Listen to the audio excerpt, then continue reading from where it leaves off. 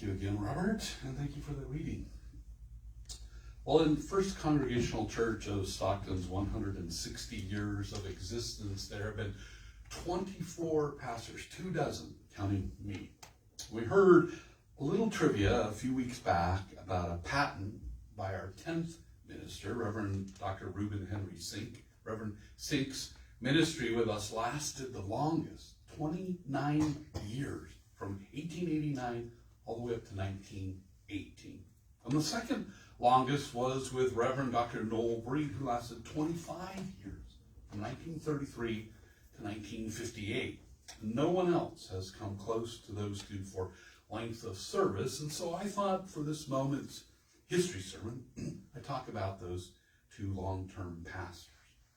And history reflects that they were model ministers and led the church in difficult times with God and goodness and supportive members alongside. And from what I've read, I'd like to have met them both and been a part of their vibrant congregations. Reverend Reuben Sink was born in Moria, New York, way back in 1854. And his family moved to Bryan, Ohio, where his dad, Reverend Chancey Sink, was a minister. And pretty much all I could find about Reuben in Ohio was as a teen, he worked as a store clerk.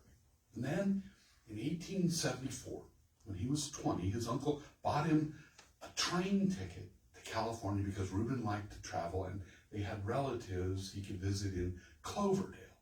And it took 9 long days in a very uncomfortable car attached to a freight train to get to Sacramento, with a short steamer ride from there to San Francisco.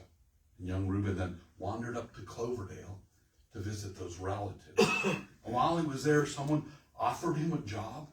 He took it. And in 1876, Reuben married Frances Fanny Waite in Cloverdale.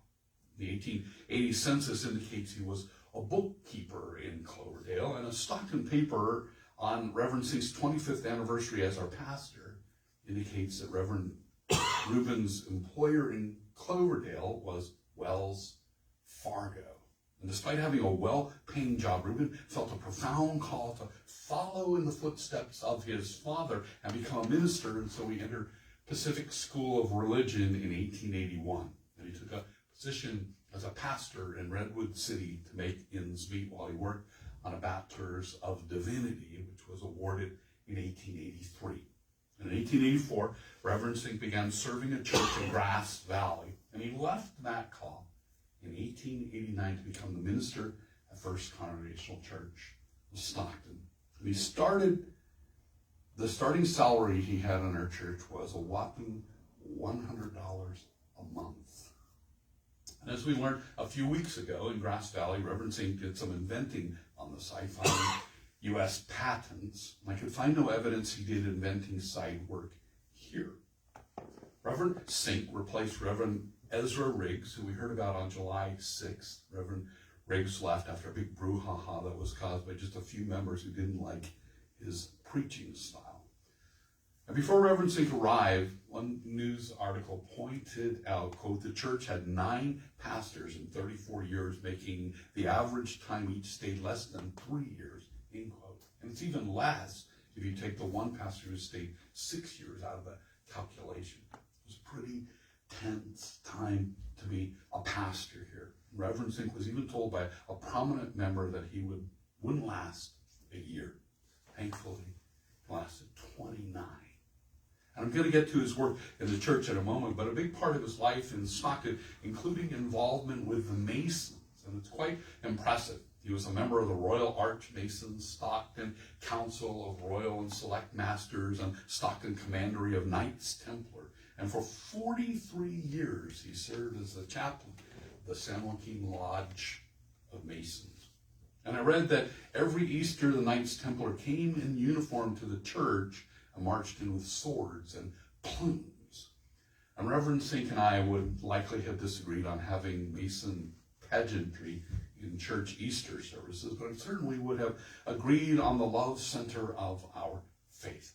I read that Reverend Sink refused to allow race, creed, sin, or sainthood to deny anyone equal status in his eyes. He walked the walk too. On May 11th, 1899, he and the church, along with Rabbi Farber and Temple Israel, made Stockton history as the first to participate in an interfaith swapping of pulpits.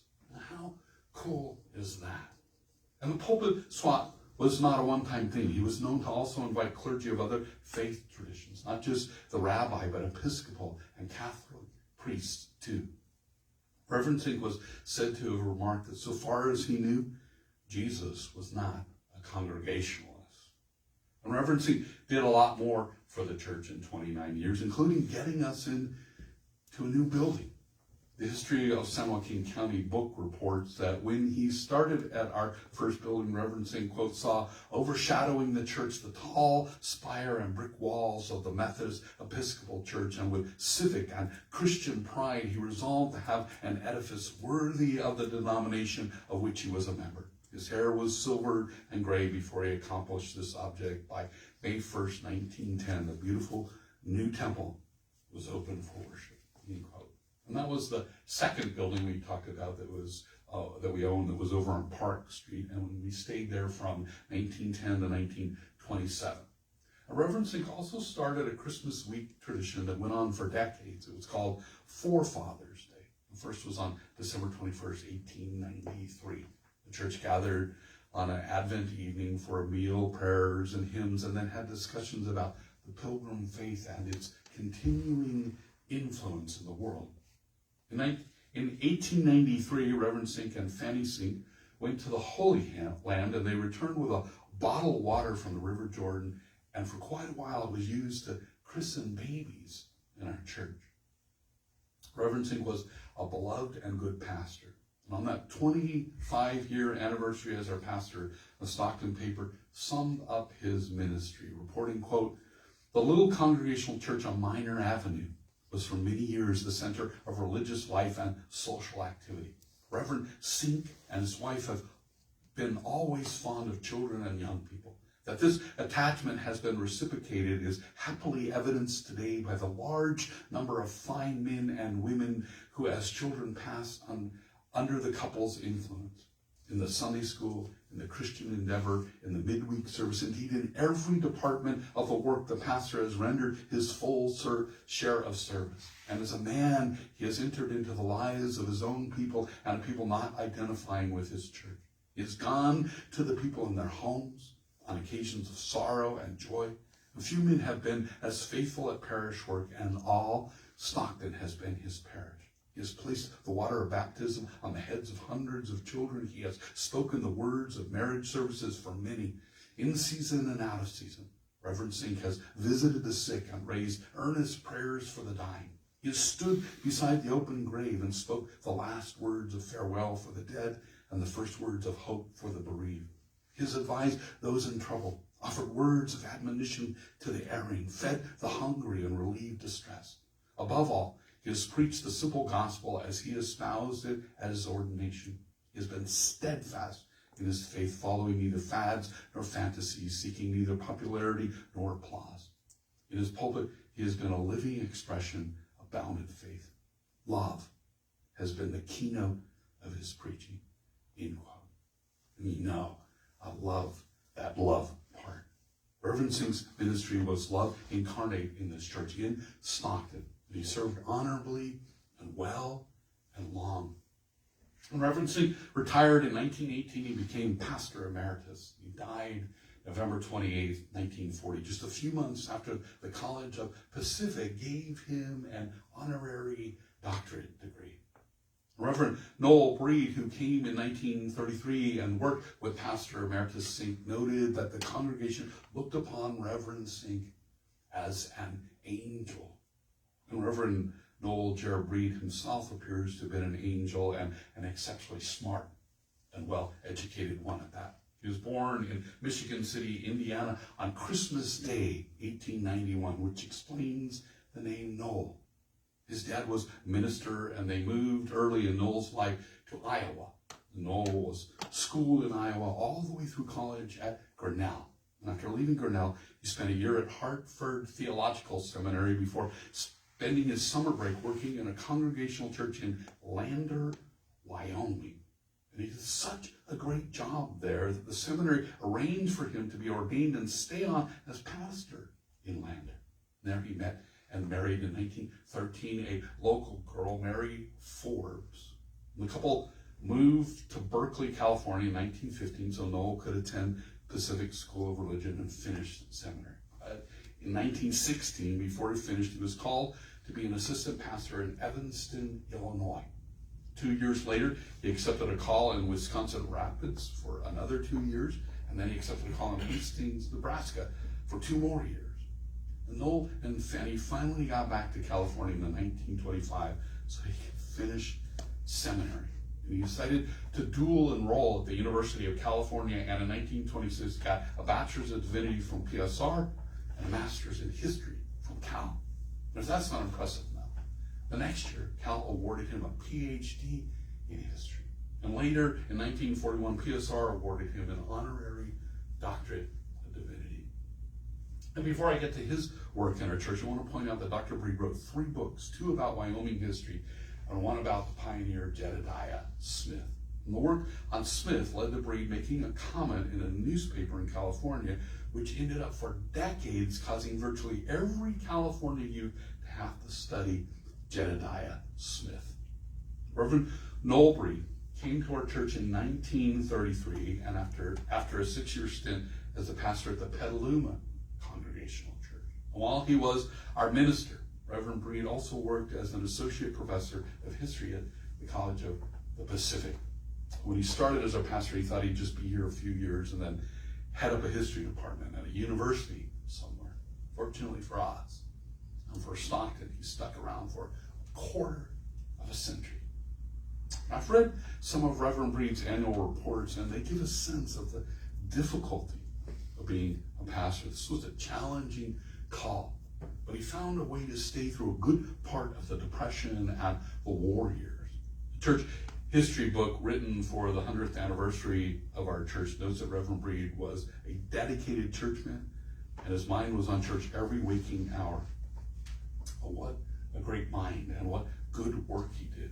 I mentioned last month, during his tenure, tension around race ran high in Stockton with bigotry and hate, especially aimed at Japanese Americans and immigrants.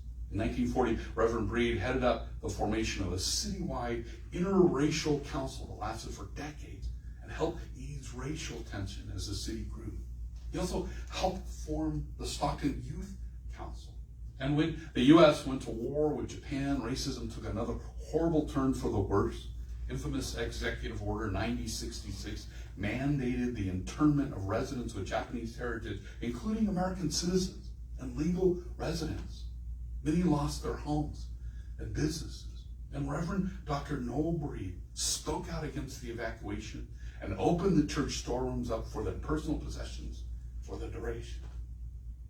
After the war, he made front-page news opposing the refusal of local union members to work with Japanese Americans returning to the area. And during the war, Reverend Breed was a lieutenant in the Stockton Auxiliary Police and a member of the San Joaquin County Food Ration Board. He also served as a volunteer chaplain of the California Youth Authority, was a member of Stockton Goodwill Industries, the Campfire Girls Council, and Kiwanis Club. And he also served as president of the Stockton Ministerial Association, was founder of the Stockton Council of Churches, and he also served as registrar of the Central Association of the Congregational Churches and president of the board and moderator of our church conference. And believe it or not, after he retired as our pastor, he worked for a while as a probation officer. With all his degrees, successes, and interests, what he seemed to do best was pastor this church. And he did it so well, it earned him that honorary doctorate of divinity that I mentioned. The doctorate was provided to him with these words summing up his service to God and the church. Quote, "You, Dr. Breed, exemplify the good old congregational tradition in which the minister acts as both pastor and teacher, and whose scholarship looms but does not wither, and whose teaching is lighted with fires of conviction." End quote. The 2 First Congregational Church of Stockton ministers we heard about today, Reverend Singh and Reverend Breed, were here the longest. Together, they provided a combined total of 54 years of leading the church through very rough times, including a worldwide pandemic, racial tension, the Great Depression, and 2 world wars. They did great work with the help of God and with supportive church leaders and members. All their work mattered, and it matters still. Reverend Dr. Sinka and Reverend Dr. Breed were blessings. May they rest in peace. And with the help of God, may we carry forth this church work as well as they and their congregations did. Amen.